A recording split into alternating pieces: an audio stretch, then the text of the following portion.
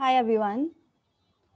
I welcome you all to the Project Panoptic launch event. My name is Anushka Jain and I work as the Associate Counsel for Transparency and Right to Information at Internet Freedom Foundation.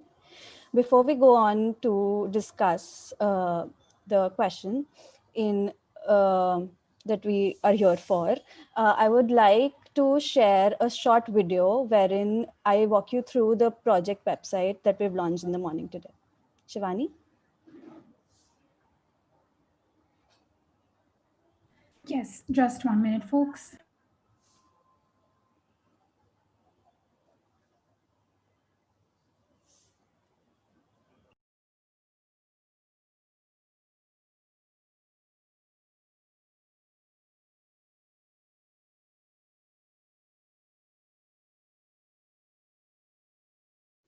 Hello everyone, my name is Anushka Jain and I work as the Associate Counsel for Transparency and Right to Information at Internet Freedom Foundation. I welcome you all to the launch event of Project Panoptic. Before we move on to the main discussion wherein we discuss whether facial recognition technologies should be banned in India, I would like to give you a walkthrough of the project website that we've launched in the morning. The project website is hosted at panoptic.in. In the website, you can see a map which shows all the facial recognition systems that we have in India based on state. If you click on a particular state, you can scroll down and view individual projects that the state has. If you click on an individual project, you can access all the information that we have collected on that particular project. You can also click on these links, which will take you to the right to information requests that we have filed, as well as the case studies that we've done on that particular project. We also have links to government documents as well as media links so that you can get more information about the project. Other than state level projects, you can also view central level projects.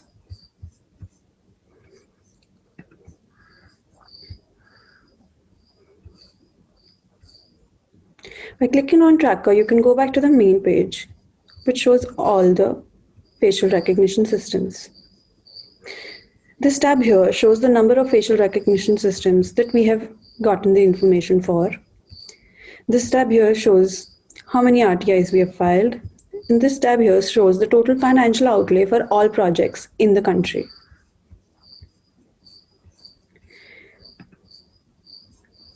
If you click on the Report and FRT System tab, you can help us get more information by telling us if we've missed some aspect of any project that we've already had or some project that we have not included in the website.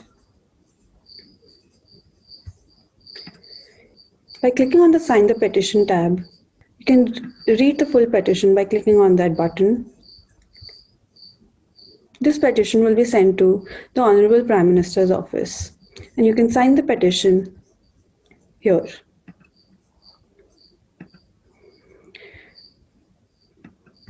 The Panoptic column tab hosts all the updates and case studies that we have done on projects that we have included in the website.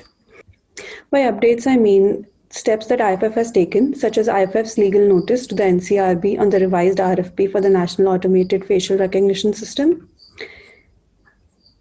And by case studies, I mean individual case studies on specific projects, wherein we have tried to give context to the RTIs that we have filed and the responses that we have received. If you go to the RTIs tab, you can look at all the RTIs that we have filed. The RTIs tab also shows individual information about the status of the RTI and when we filed the RTI. If you click on a particular RTI, you can also go back to the facial recognition system that it's linked to.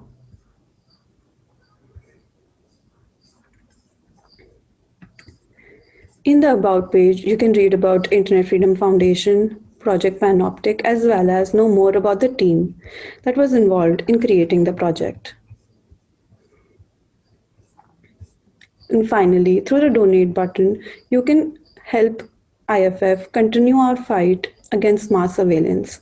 If you've donated already, you can ask your friends to donate as well.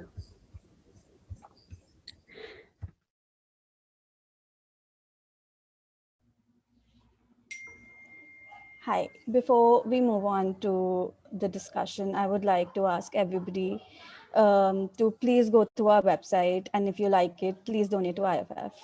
Thank you. Okay. So today we're going to discuss whether India should ban harmful facial recognition technology. And the first person that is going to talk to you today is Mutale Nkonde. Mutale Nkonde is the founding CEO of AI for the People, a non-profit communication firm that seeks to change tech neutrality narratives. Prior to this, Nkonde worked in AI governance. During that time, she was part of the team that introduced the 2019 Algorithmic and Deepfakes Algorithmic Acts, as well as the No Biometric Barriers to Housing Act in the US House of Representatives. She started her career as a broadcast journalist and produced documentaries for the BBC, CNN, and ABC. She now also writes widely on race and tech, as well as speaking at conferences around the world. Nkonde holds fellowships at Digital Civil Society Lab at Stanford University and the Institute of Advanced Study at Notre Dame. A member of the TikTok US Content Moderation Advisory Council, she's also affiliated to the Berkman Klein Center of Internet Society at Harvard University. Hi, Mutale. I'm so happy that you're here. I'm going to give you the freedom to talk about the subject freely, but I mainly want to ask you two questions. Firstly, I want you to tell us how facial recognition technology affects marginalized communities disproportionately in the US, and as well as I want to ask you why you support a ban of the technology in the US. Anushka, it's so great to see you again, to be with the folks at Internet Freedom in New Delhi. So thank you for inviting me. Very briefly, my interest in facial recognition really came through my AI governance work. I was already working with the Congressional Black Caucus here in the United States, and because of our history of transatlantic slavery, and then much later, the resistance against anti-Black racism up to the civil rights movement and through to the Black Lives Matter movement, we have a very rich tradition of resistance for racial oppression. And that's specifically in the US context, people that would be negatively racialized as Black. So people like me, who there is in the US, we're now starting to have discussions around racial caste. So it would most closely map to the position that the Dalit people hold in India. And it really came to us through constituents. We had a group of constituents, poor Black people, who were not going to be allowed to continue living in their building unless they were going to agree for facial recognition technology to be installed in their building. And the implications of that are extremely deep reaching in the United States, because people do not think about the United States as having some of the worst poverty in the world, but it does. It's one of the richest countries with pockets of deepest poverty. And the implications of those people moving would mean that they would then become homeless and lose social supports. So that's really where the story began. And then as we started to look at some of the work coming out of the academy, namely the Gender Shades report from MIT, finding that facial recognition does not actually correctly identify Black people 40% at the time versus correctly identifying white men 90% of the time as recently as 2019 was really where kind of where I sprang into action, because I work at those two intersections. And it wasn't just that facial recognition is being used to open your phone, right? That's a really popular argument that's put forward in the US. I can use it to unlock my phone, but they're also using it in the criminal justice system. We currently have 2 open cases in Detroit, Michigan, where 2 Black men were separately placed wrongly placed at a scene of a crime and charged. and using facial recognition technology. And they are in the process of taking the state of Michigan to court around that. We also have, in the context of protest this summer, we've had what I consider to be wonderful and glorious uprisings against racial oppression and racial oppression of police in this country. And there is one protester that we're working with now very closely in coalition with our allies at Amnesty to really look how, in the context of protest, how does facial recognition impact our First Amendment right to freedom of speech and assembly? And why is it that those rights are being disproportionately taken from Black people, as well as being used in driverless cars here. So part of the stopping function for automated vehicles depends on being able to recognize what the stimulus, the visual stimulus in the environment. Part of that technology includes a facial recognition type, and I could go on and on and on. I recently became an American citizen and had to go through biometric testing. And when they did my facial recognition scan, I looked at the bottom of the page and it was 94% inconclusive. So they'd taken a scan of my face, but they also do not know who I am. The system could not pick me up or distinguish me. So on those, when we're talking about immigration, when we're talking about automation of vehicles, when we're talking about housing, when we're talking about constitutional rights, it seems to me that really taking a handle on how we should manage the use of biometric technology in our society should be our number one priority. The reason that I think that we should look at a complete ban is that we do have precedents for deciding that scientific advancements do not serve us as a society. If we look at the atomic bomb that was used in Hiroshima, Japan, at the end of the Second World War, it was decided by the Council of Governments that that technology was way too dangerous for humanity, and we have not seen the use of that technology again. And my argument would be for facial recognition is that what we're looking at is cataloging we're looking at cataloging humanity in a way that strips away so many of our foundational rights, specifically our right to privacy and movement through public space.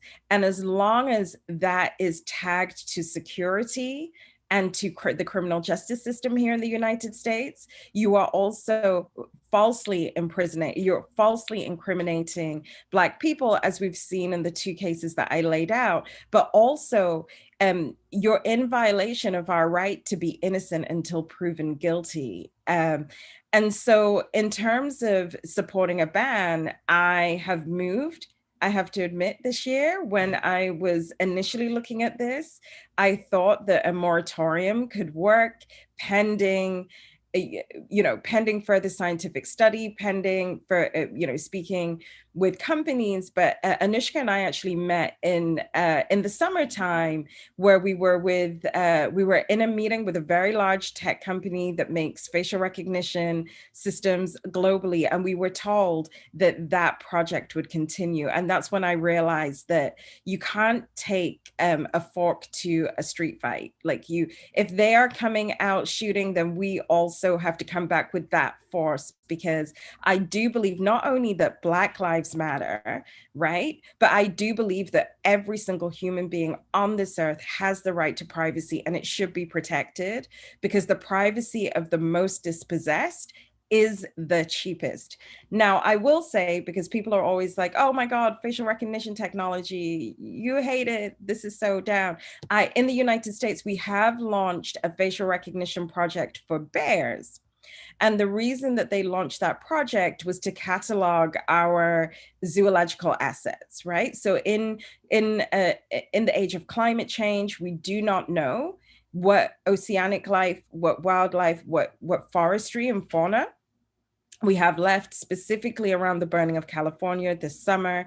I do think that biometric type technologies can be used without the violations of privacy and these other rights that I have laid out in a way that can be extremely affirming, assuming that these companies don't want to then kill animals and fish and cut down trees. And then I would say ban that too. So it's not even just the technology and the fact that it does not work, yet we're spending billions of dollars on this every year, but it's also the use of the technology. So I am excited to hear from my fellow panelists.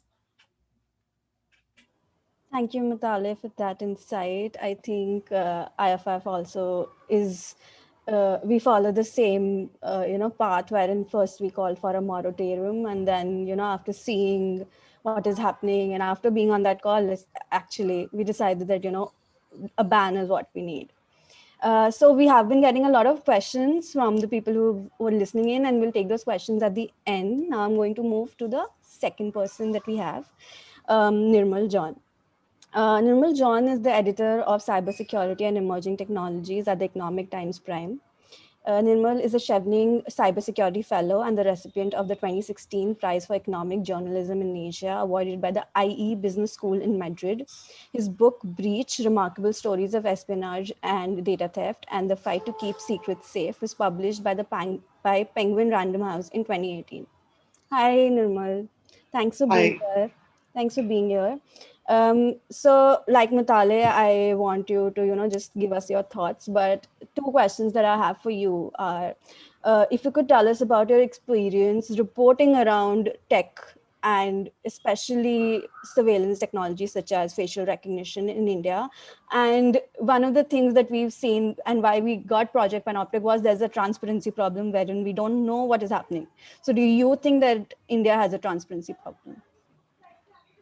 Hi, Anushka, thank you for inviting me, first of all, and congratulations on Project Panoptic. I think one of the problems, as you correctly pointed out, has been the lack of transparency and also the lack of conversation around facial recognition systems in the first place in India. And I hope that this is the kind of step that will bring us one step closer to having a larger, more broad-based conversation in India. But I actually want to zoom out a little and start at a more basic level. I think we have had a culture of believing in CCTV cameras in general, right? It has become, over the last many years, it's become a sort of a solution for everything. So if you examine the manifestos of political parties, especially in the Delhi elections over the last few years, you will see that the promise of hundreds of thousands of CCTV cameras has been a fundamental part of their promise of safety, right? So the equation of CCTV cameras has always been towards safety, and particularly safety of women. Now, in that context, it's to the exclusion of all of the steps, right? So that is one. The second is this rampant use of CCTV cameras and belief in CCTV cameras is happening at a time when there is no database whatsoever which has any idea. Nobody has any idea of the number of CCTV cameras which are there in the country. And the best guesstimate that I got was from a hardware manufacturer who was telling me that there are 20 million. This was in 2017, in fact, late 2017. There are 20 million CCTV cameras in the country. At that time, China, the estimate in 2016 was nearly 200 million. And the projection for this year back then was 600 million CCTV cameras. Now, all this is happening at a time when there are a whole bunch of cybersecurity issues around CCTV cameras, right? If you go to Shodan, you'll find N number of CCTV cameras which are not secured with the right passwords, which are free to be seen, and the number of, it's geographically distributed also. So if you can actually go and check it out, you will see that there are people in pretty much every district of India who has a CCTV camera which is open, right? So this is the context in which the facial recognition conversation is actually coming, right? Where we haven't had a more basic conversation about CCTV in general and how to understand this technology, how to regulate it, if at all. So, for example, I think in the UK, I'm not a legal mind. I'll reserve, but from what I know, the UK has had a regulation around CCTV cameras for ages, and also has regulations like it is not supposed to, if you're installing a CCTV camera, it's not supposed to actually point at a person's personal house. There are a whole bunch of regulations like that. Now, we haven't had that conversation. We are actually now having at a place when we are faced with the facial recognition conversation without having a more basic conversation in India right now. Now, going back to the facial recognition story, the AFRS story, for example, it's of course it's an important moment in India, the automated facial recognition system. The if you contact any law enforcement guy, and if you have a chat with them, what they will tell you is that, oh, we've used it in tracking child kidnappers and child kidnapping, and there have been, in fact, there was a story in 2018 that went global, that nearly 3,000 kids were traced through CCTV cameras which were installed in Delhi in 4 days. Right? It was, and there were a bunch of smaller projects which you have, detailed in your website, including projects which are nicely named, like Operation Smile. Who wouldn't want to be part of Operation Smile, right? Now, it is in this bedrock of there being this benevolent CCTV, upar wala sab dekh raha hai, that the God is seeing everything. Essentially, that's the equivalent of that, right? So that's the kind of conversation that's centered around CCTVs in general, and that is where facial recognition is coming in. Now, mid-year last year is when the AFRS conversation started, and frankly, ever since, it's been extremely difficult reporting on this because of the basic fact that NCRB is not the most friendly organization to connect with. Me and my colleague Kanika Saxena, we've sent several mails, several requests to understand what AFRS is, and for a more broad-based conversation. It's always been pushback. I mean, every time we have a conversation, it is to some fellow in some source in CRB who is talking off the record. There's nobody who's willing to come on the record on a project of this consequence. And I think therein lies the problem, right? That gives you all you need to know. Why aren't we having that conversation? I think beyond, I mean, I'm not here in a position, I don't think I'm educated enough to understand whether it should be banned or not. But what I can assure you is that we should have a conversation. And that is not happening in India right now. And I think for me, that is the biggest disappointment which is there, right? I think IFF has been pushing back. IFF, I think, requested for a legality, did a legality check of sorts last year, and I think the reply from NCRB was itself quite revealing, that they had to go back to 2009 to a cabinet note, which I don't know how much of a valid basis for a project like that is really. So at no point any legislative body has looked at this issue, right? Which means that this is not a conversation that's happened in front of the parliament, which means that there is clearly stonewalling at that level, and not necessarily just the stonewalling of media here. So yeah, I mean, broadly, I think that's what I want to sort of start with. I think the issue has been one of the lack of conversation. if you, even if, and I often have this conversation with a bunch of my friends, and the reality is that nobody really knows, and these are educated folks who are really surprised when I tell them that the government has a plan like this, right? The kind of coverage that Aadhaar got, for example, unfortunately has not come in and into this. I kind of feel that what I started with, the equation of CCTVs to safety, security, that I think has been a bit of an issue when it comes to this conversation going, getting the real amount of mass support that it needs to actually have a substantial conversation. I think that's what I'll start with. Thank you. No, Nirmal, I totally agree with you. And when we started with the project, that is what we were also, thinking that, okay, there's one project, there's two projects. Oh my God, there's so many projects and nobody's talking about it. So that is how we, started thinking about transparency around these projects, that, that is the first step, that you need transparency around these projects. And then you can talk about, the lack of legislation, the privacy concerns and everything. But first you need to start the conversation wherein you get the people to know that, this is what is happening around you.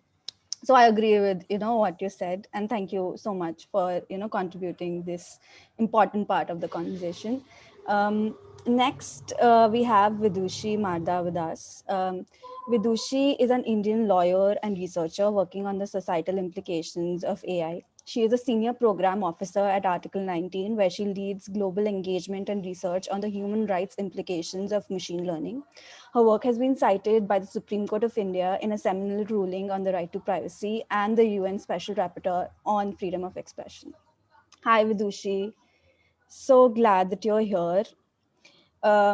Obviously, picking up on what Mutale said and what Nirmal said, the main question that I have for you is that, these projects have been introduced in India when there is no legislation, no regulation to, make sure that nothing bad happens.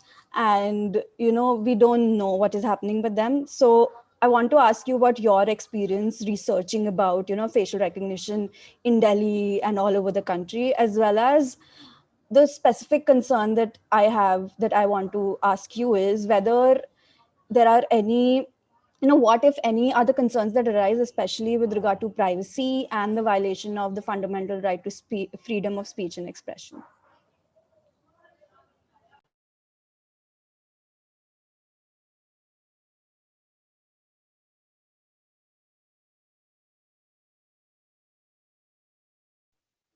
Hi, Anushka, can you hear me?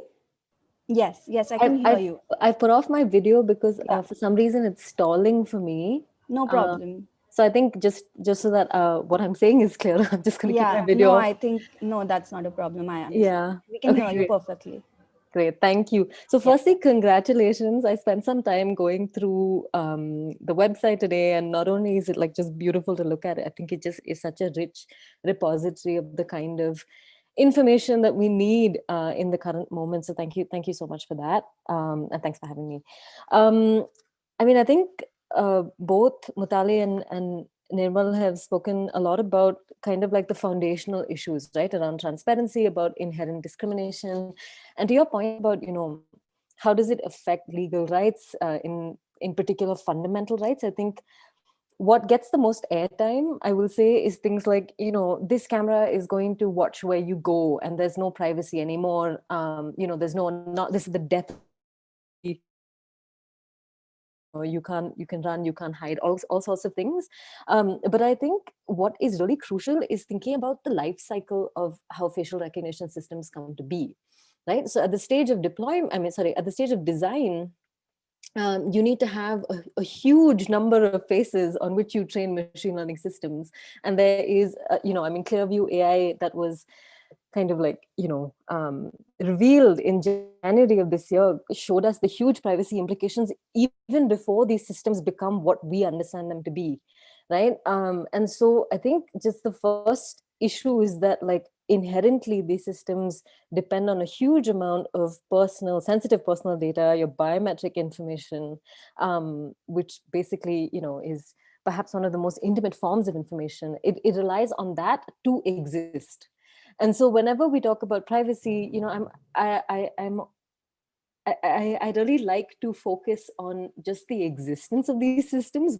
Whether they work or not is a whole other issue, but the existence of these systems itself is somewhat at odds with our with the needs of our right to privacy. Sorry, can you hear me? Yes, Vidushi. Okay, sorry, Yeah. everyone had just stopped on my end. No, we can hear you perfectly. Okay, great. And the second thing is that, when we do talk about how these systems come into play on the street, I think, the privacy angle we've spoken about already in this session. And one of the other things that is really important to think about is how it is a tool of intimidation. So regardless of whether it works or not, it does contemplate very significant concentration of power. It does inherently involve empowering institutions that have historically problematic relationships with vulnerable and minority communities. And so, before we get into discrimination and percentages, I think it's also important to just think about what this means just for it to exist. So, we saw this in Delhi in December of 2019 when facial recognition was used, I think in a prime minister's rally, and then it was used during the CAA protests. And then in February of 2020, the Home Minister stood up in Parliament and said, we have got 1,100 rowdies or some sort of word like that, that were responsible for all the chaos that ensued in Delhi.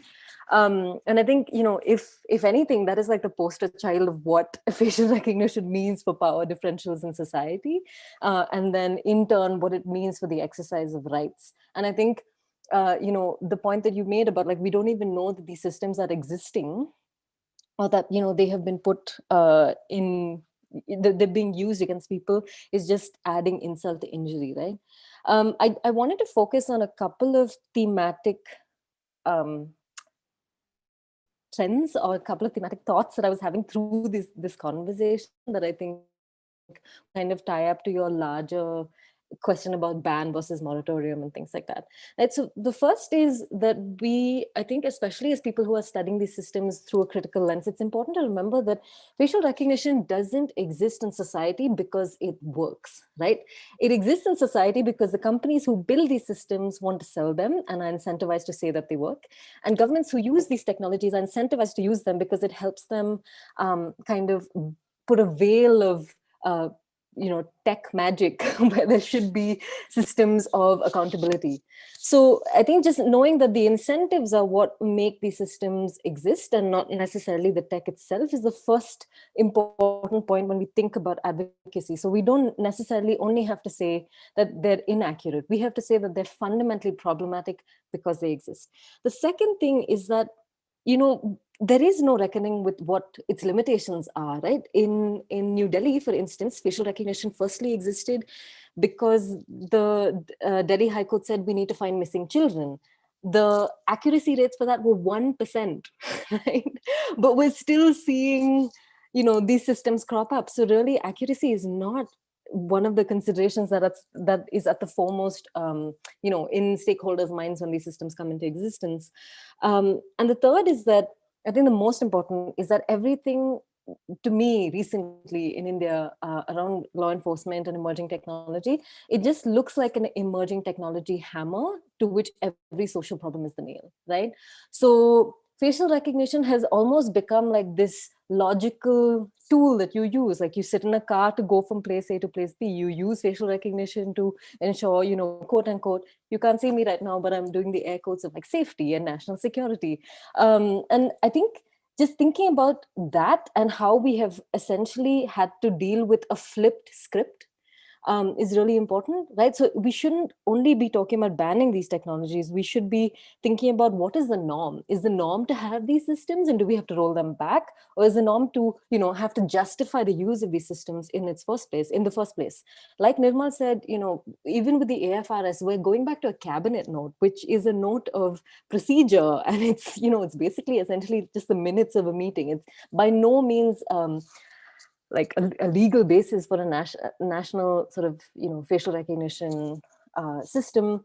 But, somehow here we are. So I think just in terms of thinking about what does it mean for these systems to exist in society, I would say that a ban is actually where the law leads us right now, right? If you need to violate someone's right to privacy, you need to demonstrate that, it's legal, proportionate, necessary, and all of these things. The law as it stands today, even without data protection, kind of logically requires a ban, but somehow it's being consistently diluted. So I think a ban is it's the natural progression of thinking about constitutional law in our country.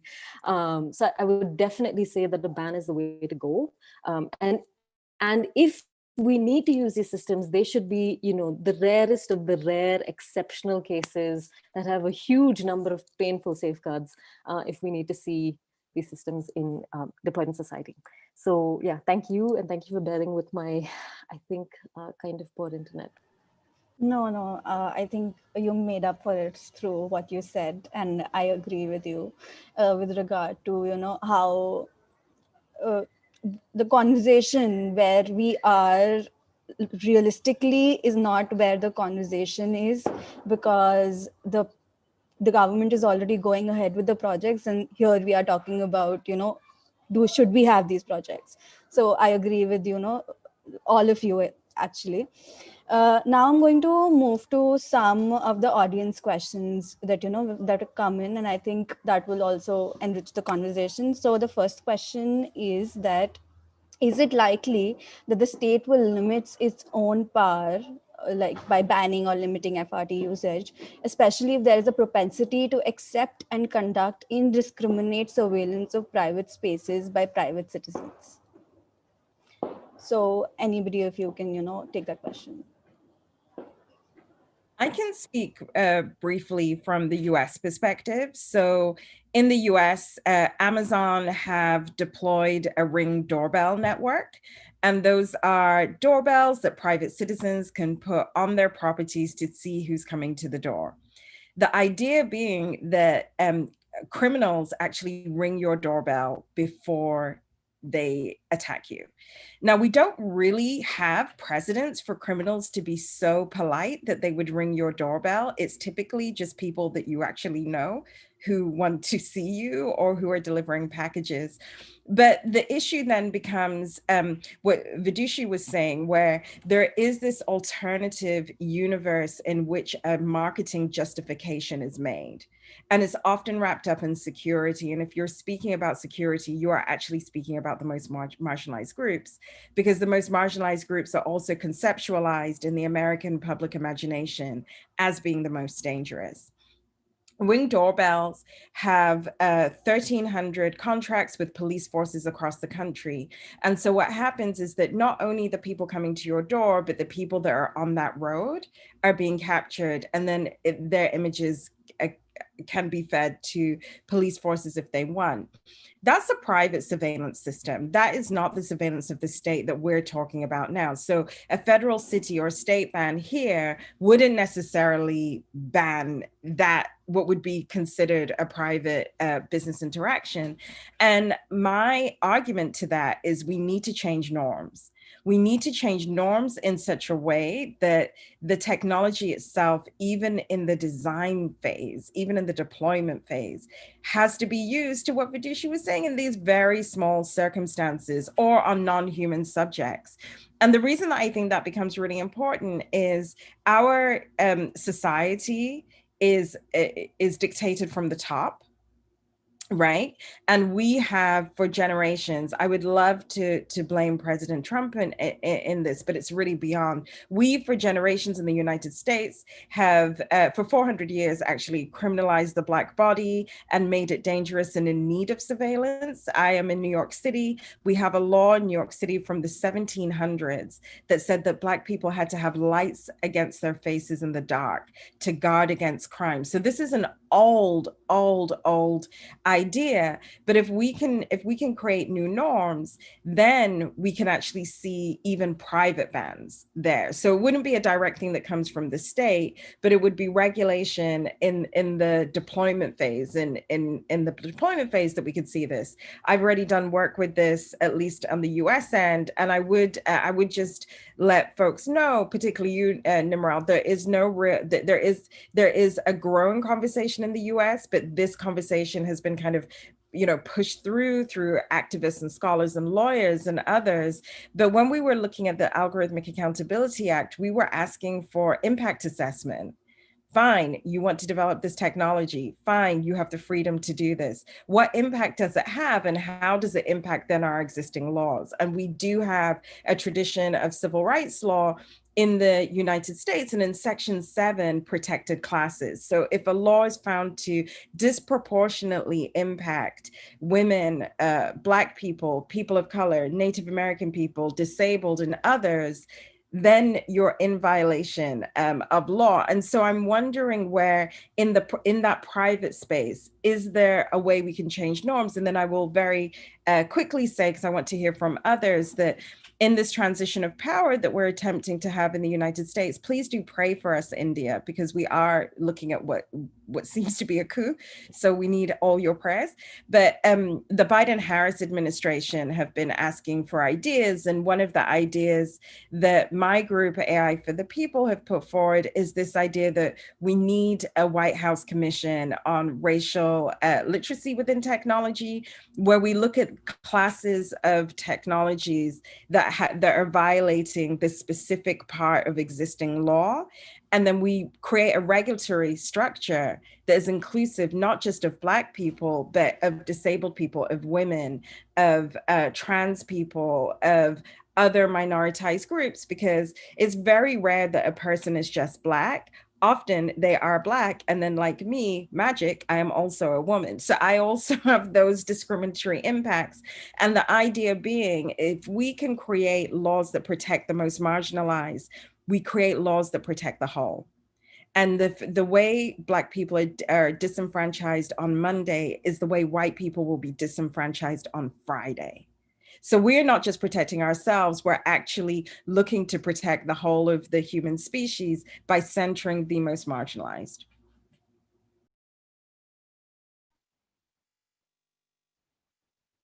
I can add to that, just to also take a stab at the question. I think the question correctly identifies what the problem is, right? The problem is misaligned incentives when it comes to vulnerable populations and the use of these systems. And I think recognizing that the state and companies selling these systems are not incentivized to roll them back is a really important first step as we try and critique them. I think if the question is, how do we get the state to roll back on something that they are not incentivized to roll back from, I think, this could be like a hazard of my training, but I think one of the things would be to constantly, even when things look bleak, to constantly go back to reasonable restrictions within the Constitution. They were literally built for this very reason, for this kind of situation.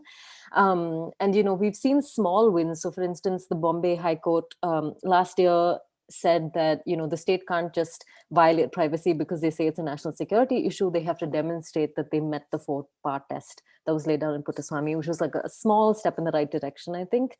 And also, I think just constantly pushing back against companies who sell these systems as being efficient and having 99% accuracy. It's funny, I was in a public conversation that is recorded with the CEO of a facial recognition startup, and he said, we have 99% accuracy, which to me, like, call me jaded, but I said, that's not possible. So can you elaborate?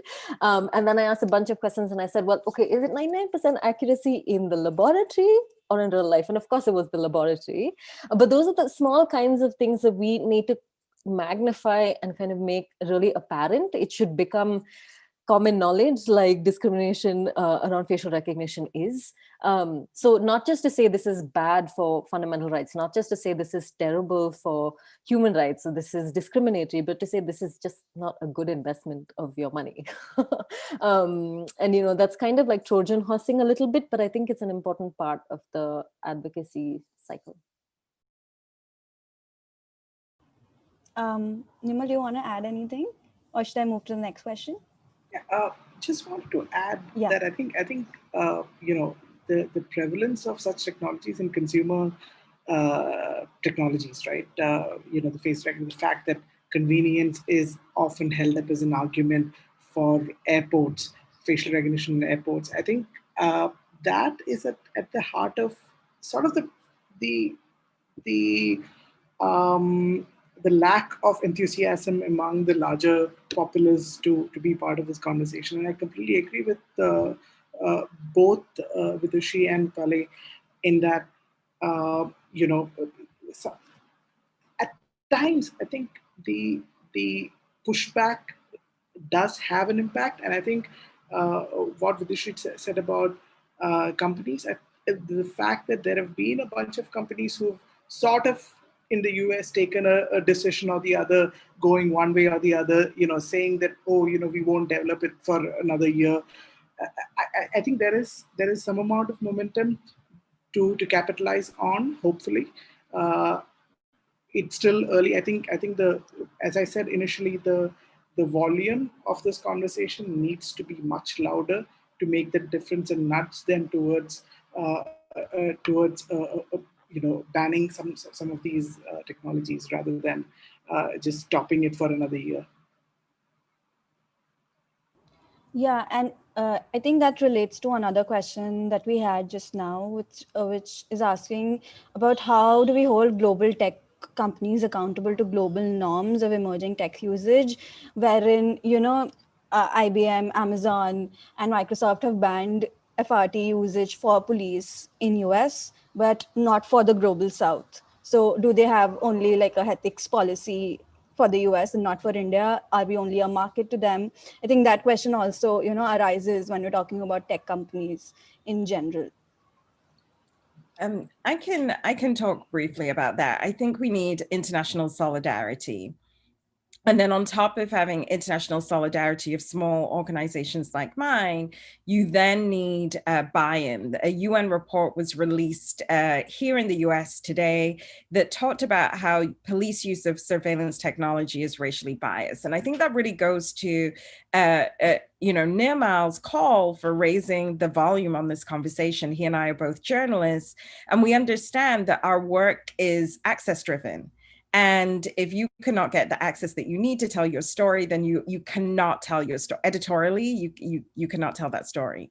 That being said, one of the things that I find really exciting, and I'm kind of known for coming on panels and then saying everything is terrible and then finishing by going, and we can change it, let's do it. But one of the things that I'm definitely involved in, along with colleagues in IIF and the West Bank, and I think in a Mongolian project as well, is a joint up strategy.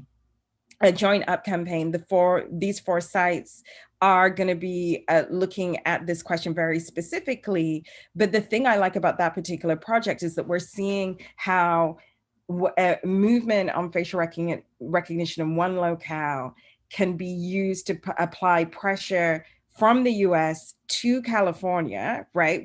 I sit right here in New York to make sure that it looks that way differently. So I can certainly speak about the New York context where we're looking at the preparation for legislation for a ban on the city level, and then kind of documenting that process so that once we have a model, we can then share that with colleagues in India. We can share that with colleagues in the West Bank. We can share that with colleagues in Mongolia, but we can also allow those organizations to use us as their battering ram, right? And that's under the blanket of Amnesty International. So it really does take away much of the risk. Anushka, I don't want to speak for you guys, but having that kind of big brother organization that can get into spaces that we could not get into allows us to do that work. And I think without that type of very coordinated solidarity, without that type of being able to see yourself in that community, as I said in my opening remarks, my solidarity and my understanding of exclusion really comes from the Dalit experience. So even as I think of India, I'm thinking about that population because we're treated, I live that life. I live that life in another environment. And so that makes me really helpful, and it's happening. And as Anushka and I said, we were told in a closed door meeting with one of the largest facial recognition technology producers on the globe that this was inevitable. And that has committed at least us to telling that story. We are a communications company because we want to help journalists tell that story, because this is ludicrous. And I think if people really knew how threatening this was, then we can see the same types of uprisings that we've seen with Black Lives Matter and police brutality applied to this question, but not as a separate question, but as the same question. Because if you really want to reform policing, you also need to reform technological use of facial recognition by police. I agree totally. And I think that call really, motivated both Mutale and I to, work on this. The next question that I have is for Vidushi, but obviously the other people can also, chime in. So the problem with the usage of FRT as well as, other surveillance technology projects that the country has, like NADRID, CMS, is that the reason is that national security. So is there any legal precedent of a successful ban of any mass surveillance technology in India, wherein, the government is still saying national security, but, there is a precedent wherein they've said that, no, don't use it? I have a depressing start to my answer, but I promise it gets better. The answer is no. We need severe surveillance law overhaul in India, and it's something that many scholars have written at length about. And I'm happy to share readings in whichever way is useful. I just want to talk about what that means strategically and why that happens. So, for instance, I think the examples given was NatGrid and CMS. And often what we find is that the call for rolling these systems back occurs after these systems have been invested in, after they've become widespread, after X number of government officials are already appointed and things like that. So the first thing you hear when you talk about rolling back a system is like, oh, we've already invested like 100 crores in it, right? So that's always that's the first point. And the second is that I spoke about the Bombay High Court ruling just a few minutes ago, but I think the national security umbrella is used so liberally, and this is not just in India, this is across the world. Like, you have UN special rapporteurs saying you can't just say national security. That's not even okay under like international norms, let alone like constitutional laws that tend to be more specific and context specific. So I think the national security thing is just kind of like an elaborate ruse to just do whatever you want. But I think the more important thing to keep in mind when it comes to CMS and NACA and things like that is to not wait for them to be invested in, not wait for them to become nationwide before we start talking about it. I have a paper coming out soon that talks about how we can start critiquing technologies before they become ubiquitous. We're looking at like some technologies in China, why it's important to not wait for harm to occur. So I think the same thing happens with like NatGrid and things like that. So refining what it means to have national security as the justification for the use, going back to existing law, not necessarily needing overhaul of or not needing new laws, but rather thinking about how we can use existing legislation to stop it in real time, and be not waiting for harm to occur is, I think, the most important kind of strategic approach we can take. Just to Yeah, add to yeah. that, I think in the case of the NCRB AFRs, one of the reasons I mean, this is just a speculation, but I think the government is trying to essentially break up this into several phases, and I get the sense reading through the new tender that we've taken a whole bunch of things into account, and we're just doing connection of a whole bunch of background technologies, background databases in this phase one. I think that is the kind of thing that this revised tender essentially is trying to do. It's trying to sort of make sure that people in this call essentially do not push back enough loudly enough. I think the it is a strategic call from that point of view. I think that the government has taken to go slow while not going slow. Yeah, that's that's true. So I have a question for me, but I would also want everybody else to answer that question, especially Nirmal, because I think I'll phrase it and we'll know. So the question is, CBSE just replied to your RTI, that's the right to information request, wherein they've said that they're not using a facial recognition technology, but they're saying they're using a facial matching system. And how do you go about this straw manning? So I think what the question is that, how do you tackle this, and how do you, make sure that the conversation goes to in the right direction, even though they're trying to dilute the conversation. I think this reply from the CBSE is just, a way to dilute the conversation and to go forward with that tech solutionism, which is, I think, the biggest problem. That they're trying to say that, oh, we're not using facial recognition technology, we're just using facial matching system. And if you read the reply that they've sent to us, they have stated the process that they use, and it shows that they are using facial recognition technology, but they're just trying to dilute the conversation by saying that it's facial matching and not facial recognition. So I think that this is just, we need to just make sure that we are, I think the only way forward is making sure that people understand what facial recognition is, so that you can identify that what they're calling facial matching is still facial recognition. I think that is how you move forward. But please, I want all of yours, input into this. I think I'll start. I think yes, it's the same thing essentially, right? I really don't understand what is the what exactly what difference CBSE is trying to bring out. Frankly, it's just somebody feels that they are intelligent enough to dilute it by saying it's matching. I really don't see the point there, frankly. Which is where I think the crux of the conversation so far, I think, has been keeping the pushback going, right? And I think that, which is where I think initiatives like Project Panoptic does help, because when you the very basic thing we can actually do to keep the conversation going is to actually bring all of these issues in one space. And I think which is the start, really. I think today the fact that all of us have gotten together, are exchanging ideas, is the start.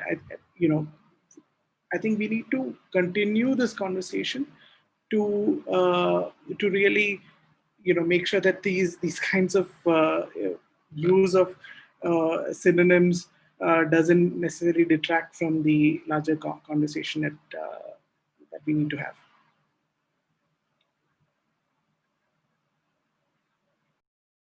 Vidushi, Mutale, do you have anything to add?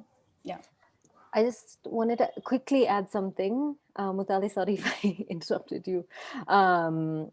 So I think the straw manning thing is something that we've seen for a long time, right? So when you talk about like companies selling your data for ads, they never say that they're doing it, right? There's always we are not selling your data to third parties except to make your experience better, which means to show you ads, right? So this kind of reminds me of that. And one of the things that I found helpful in my work is to always, okay, let me preface this.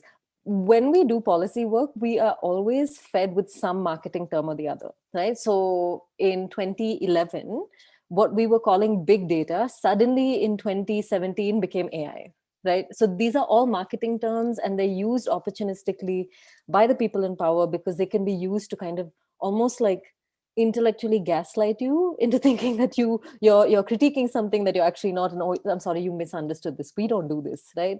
And I think the one effective way to go about it is to just depend on the technical definition and the bare technical infrastructure of the technologies that we're talking about. So don't necessarily say AI, don't necessarily say facial recognition. You can say 1:1 matching systems, right? Or even in your first intervention with them, to specify that you mean 1:1 and 1:n. And apparently in India we have n:n, which I don't understand what that means. But so kind of like taking out the marketing and the PR terms from conversations with those in power is usually helpful. But I think it's an important question that we've encountered many times.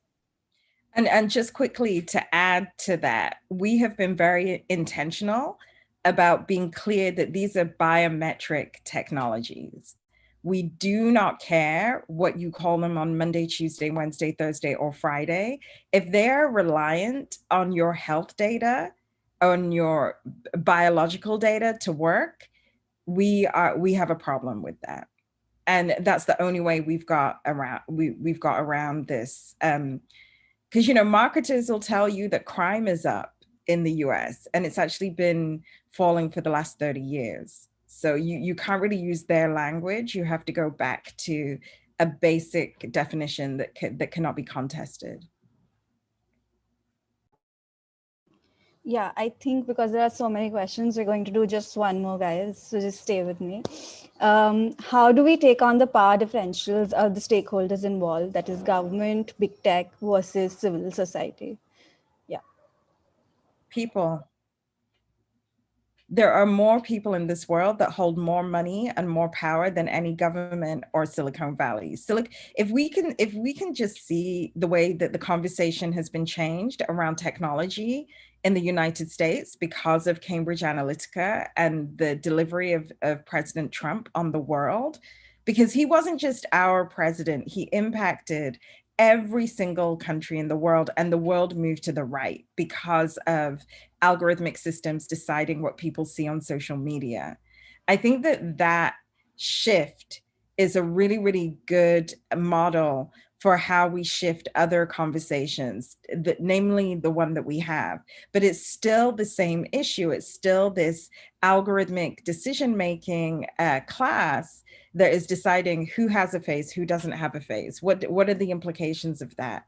But I would love to hear from the others.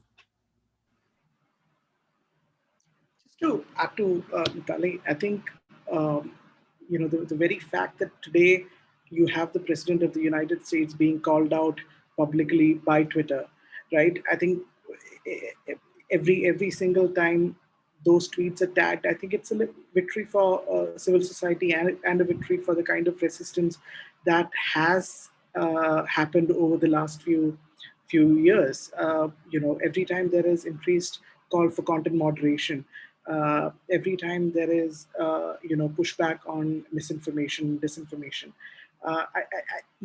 Sometimes I feel that maybe we need to also look back and enjoy these little victories and learn from them and imbibe those lessons in when we are actually pushing back. So the power differential, what I'm trying to say is that the power differential, yes, it does exist, but I think that moves only when all of us in this room, and as Mutale said, people at large start pushing back, and that's where it is.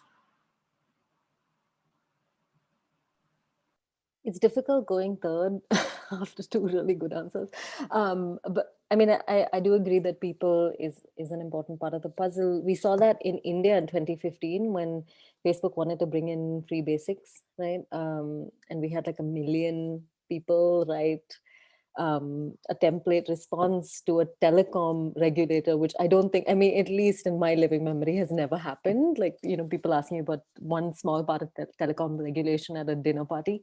So people is definitely one. I think planning is the other. So now that I'm going with the alliteration, like planning, preempting is really important in terms of, I think we need to recognize that civil society isn't always invited into the table, especially in the Indian national context. We, you know, especially when it comes to AI, we get to send comments on a draft that is near final.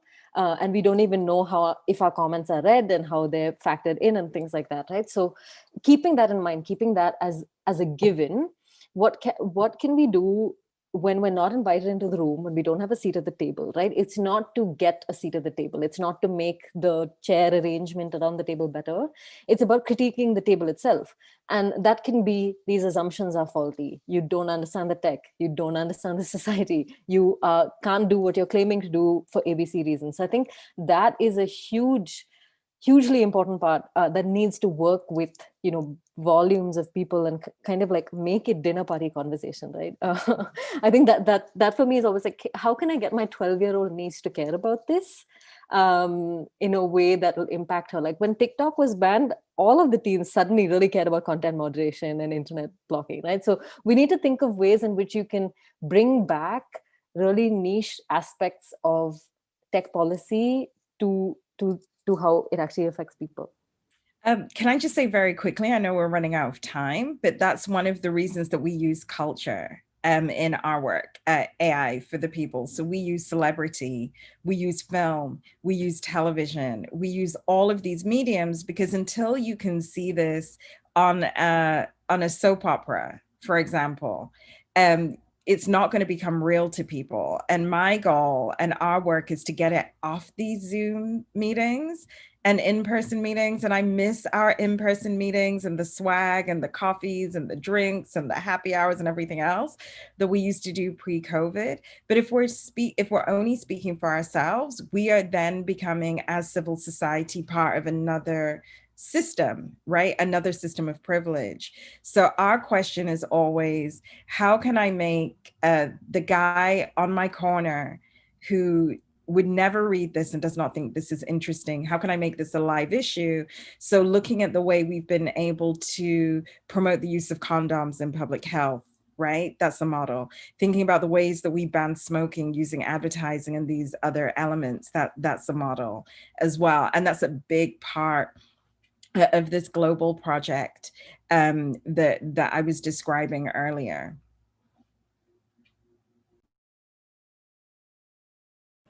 I think we've had like a lot of conversation that hopefully leads people who saw this, you know, to ask some questions at least. And I would like to thank everybody, all three of you, that you joined us and, you know, you helped us in the launch of this event and for this extremely important conversation that we need to have in India right now. Yeah, so thank you. Finally, to everybody who's watching the live stream, I would like to say thank you for watching us. And hopefully, if you have the time, you'll go to the Panoptic website. That's at panoptic.in. And, you know, you will look at our website. And if there's any feedback, any suggestions, they are most welcome. And finally, if you think that IFF's work is important and that, you know, us fighting against mass surveillance is something that you want to support, please donate to IFF so that, you know, we can continue this and keep holding these beautiful talks.